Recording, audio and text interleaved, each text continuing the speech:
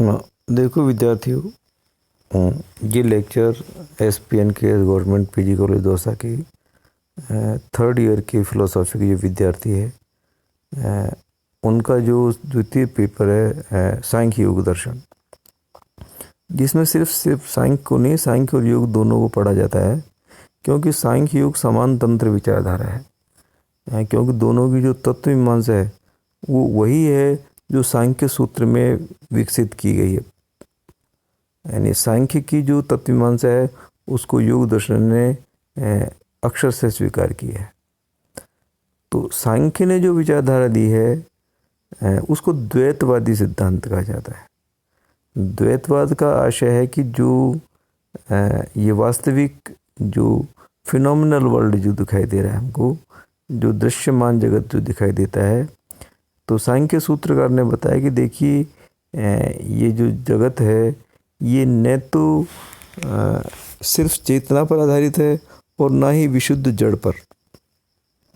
इसका कारण ये है कि हम देखते हैं कि जैसे चेतन तत्व से कोई जड़ तत्व उत्पन्न नहीं होता, वैसे ही जड़ तत्व से चेतना का आविर्भाव भी दिखाई नहीं देता है।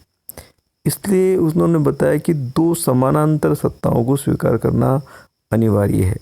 अर्थात जिस प्रकार से चेतना से निर्जीव जड़ पदार्थ, भौतिक पदार्थ उत्पन्न नहीं हो सकता, उसी प्रकार भौतिक पदार्थ से चेतना का आविर्भाव भी संभव नहीं है।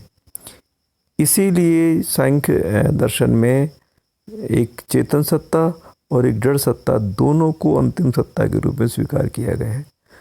तो जड़ सत्ता का नाम जो पारिभाषिक नाम है वो दिया उन्होंने प्रकृति, और चेतन सत्ता का जो नाम है वो दिया उन्होंने पुरुष। यानी पुरुष और आत्मा दोनों पर्यायवाची शब्द ही है, आत्मा पुरुष से भिन्न नहीं है।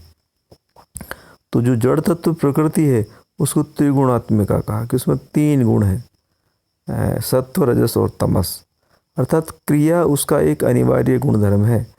पृथ्वी कभी निष्क्रिय नहीं हो सकती, यानी हमेशा सक्रिय रहती है, और पुरुष में क्रिया का नितांत अभाव होता है। दोनों भिन्न भिन्न स्वभाव के हैं। जैसे पुरुष अनेक है तो प्रकृति एक ही है।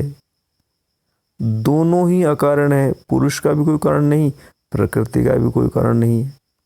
तो इन दोनों के संयोग से ही सृष्टि का विकास हो रहा है।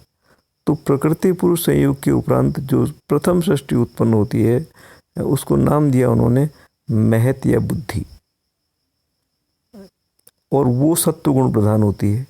महत से फिर उत्पन्न हुआ अहंकार, अहंकार से फिर उत्पन्न होता है मन, पंच ज्ञानेंद्रियाँ, पंच कर्मेंद्रियाँ और पंच तन्मात्रा। और फिर मन से पंच ज्ञानेंद्रियाँ, पंच कर्मेंद्रियों से तो कुछ उत्पन्न नहीं होता, लेकिन पंच तन्मात्राओं से पंच महाभूत उत्पन्न होते हैं जो हमारी ज्ञानेंद्रियों के विषय हैं। पंच महाभूत कौन से? कि पृथ्वी, जल, तेज, वायु, और पृथ्वी, जल, तेज, वायु और आकाश। यही सृष्टि का क्रम है जो संपूर्ण सांख्य दर्शन और योग दर्शन स्वीकार करता है। थैंक यू बच्चों।